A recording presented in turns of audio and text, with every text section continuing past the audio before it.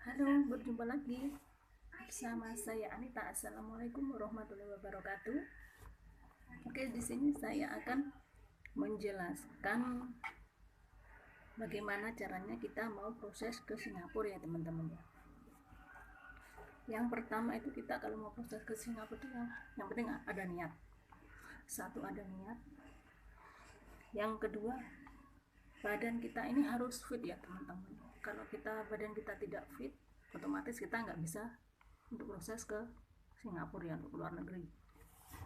Jadi sebelum kita berangkat, kita harus persiapkan dulu semua persyaratan dokumen-dokumen kita, apa yang diminta oleh agensi ya. Kita sebelum berangkat, kita harus memilih agensi yang memang benar-benar bisa kita percaya ya teman-teman. Karena apa? Karena banyak agensi-agensi yang di luar sana itu yang omongannya manis-manis, muluk-muluk, nanti ujung-ujungnya nggak jadi berangkat gitu ya teman-teman. Jadi untuk kita proses ke Singapura atau ke luar negeri itu teman-teman ya, nomor satu yang penting ada niat, badan kita harus fit. Kalau badan udah fit, kita persiapkan semua persyaratan kita kayak KTP, KK, akte kelahiran, buku nikah kalau yang udah menikah, surat izin dari orang tua wali ya. Habis itu kita bikin paspor biasanya agensi bisa membantu kita untuk bikin paspor ya teman-teman ya. Nah kalau udah ada paspor baru kita proses, kita mencari agensi ya, agensi yang bisa dipercaya ya. Jadi udah proses segala macam. Nah kita nunggu interview sampai kita mendapatkan majikan ya teman-teman. Kalau kita yang X, kita bisa bahasa, kita udah pernah keluar negeri, itu nggak masalah, kita bisa tunggu rumah. Tapi kalau untuk yang non, biasanya kalau yang non itu kita harus nunggu di BLK. Nah di BLK itu apa sih kegiatannya? Di BLK itu kegiatannya kita itu belajar, bahasa tempat tujuan dimana kita mau bekerja. Kalau kita mau ke Singapura, setidaknya kita belajar bahasa Inggris. Kita ke Hong Kong bahasa Kantonis, ke Taiwan bahasa Mandarin, dan negara-negara yang lain seperti bahasa-bahasa negara yang lain.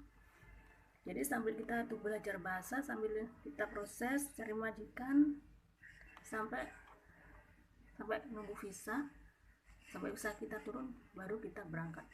Tapi waktu kita berangkat itu teman-teman masih banyak prosedur-prosedur yang harus kita jalani. Ada segala macam lah, itulah itu urusan agensi ya.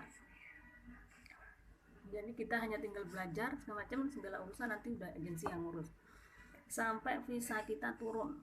Nah kalau visa kita udah turun, baru kita bisa berangkat ke negara tujuan ya. Berapa lama sih kita proses kita sampai bisa ke luar negeri teman-teman ya? Itu tergantung teman-teman ya, tergantung agensi.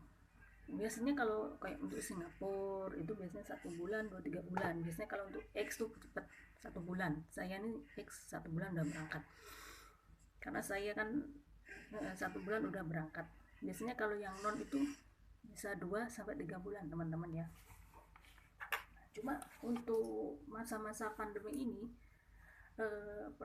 persyaratan kita ini masih banyak yang harus kita lalui teman-teman. Yang kita harus swab, yang harus itulah segala macam lah gitu teman-teman. Nanti di negara tujuan pun kita masih di swab lagi teman-teman. Itu pun nggak sekali, itu biasanya saya karantina ini udah swab 1 kali, ini nanti bisa 2 kali lagi swab teman-teman, baru kita bisa ke agensi, baru bisa masuk ke rumah majikan teman-teman kayak gitu. Kalau kita udah swab kita negatif, nah otomatis kita bisa berangkat ke negara yang kita tuju teman-teman ya. Kalau swab kita negatif otomatis, kalau swab kita positif ya otomatis kita nggak bisa berangkat ya teman-teman ya, seperti itu. Nah jadi untuk teman-teman, saran saya ya, untuk teman-teman yang ingin bekerja ke luar negeri, ibarat di mana negara yang di tujuan negara mana yang mau teman-teman ibarat kerja di mana, dari Hong Kong, Singapura, Korea, Jepang, itu kan banyak teman-teman. Yang saya sarankan itu carilah agensi yang benar-benar bertanggung jawab. Jangan Jangan lihat agensi yang itu yang ngomongnya manis-manis ujung-ujungnya. Nah, seperti itu. Jadi kita ini cari agensi yang benar-benar bertanggung jawab, yang benar-benar bisa memberangkatkan kita, itu ya teman-teman. Nah, untuk para TKI itu, tenaga kerja Indonesia itu kan banyak itu yang juga dibohongi teman-teman sama agensi, ibaratnya sekian juta dimintain duit 60, 70, 80 juta. Itu duit teman-teman, itu bukan kertas ya. Jadi kayak kita ini harus mikir, kita bayar sekian, kita bayar mahal, apakah kita juga bisa berangkat?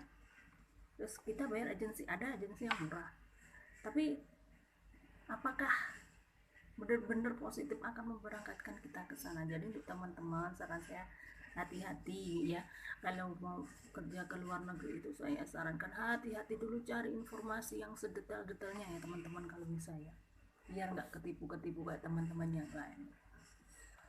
Ya cukup itu saja saran saya teman-teman ya, kalau mau yang proses ya silahkan ke negara manapun, yang penting badan fit, karena kita di sini ini tenaga kita yang dibutuhkan ya teman-teman. Jadi badan kita ini harus benar-benar fit teman, apalagi masa-masa pandemi.